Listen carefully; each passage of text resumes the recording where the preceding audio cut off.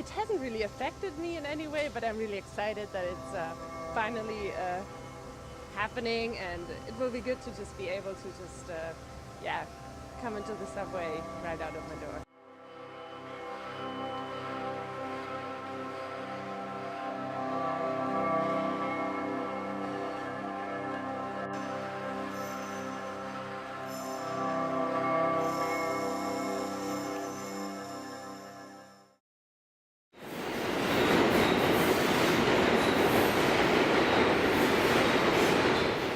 One of the biggest challenges of building the Second Avenue subway project is doing it in one of the most densely populated communities in the country.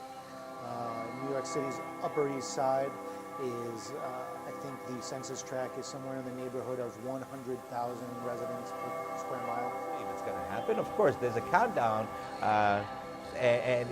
Can I be an optimist? Yes, I choose to be an optimist and hope that things will come in on time. As you might imagine, there are a lot of residential buildings, a lot of commercial buildings, a lot of retail establishments that are impacted by our construction. The residential buildings, we hear from a lot of folks concerns relative to noise outside of what are considered standard work hours.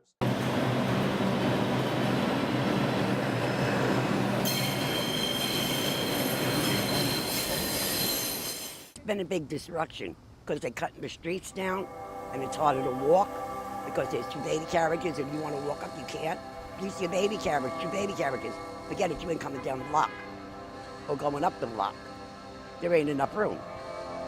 And then transit runs more express buses than the locals. And they only run the locals to 23rd Street. And I gotta go down to 14th Street.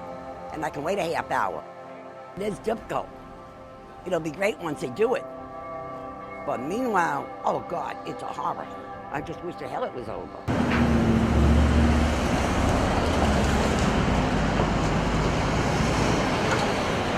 I got an art gallery, framing shop. See here the sign? I have a nice awning here to catch the people's eyes. Now nobody can see me. Business is no good.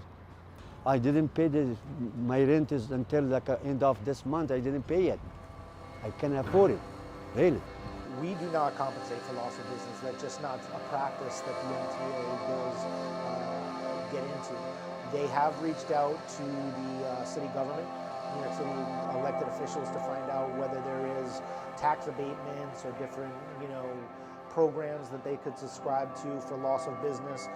With the trailers that are a little bit on the higher elevation out there, that tends to impede a little bit of the visual aspect of things. I just finished putting on some Christmas lights to kind of brighten things up a little bit. That seems to be bringing a little bit more of the visual aspect of folks trying to figure out what's going on over there, what's the new place. We have a dedicated community outreach team. We have myself and 3 liaisons, 4 if you consider our Community Information Center director, a 4th liaison.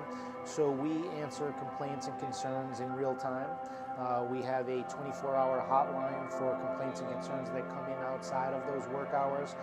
And our liaisons are here typically from 8:30 in the morning till 5:30 at night to address any questions or concerns that folks might have. So we do definitely take these concerns to heart, and we look to find ways to mitigate it. We understand that it's a disruption. We understand that it's a hardship for the folks who are living here and working here, and we try to do what we can to make it as easy as possible.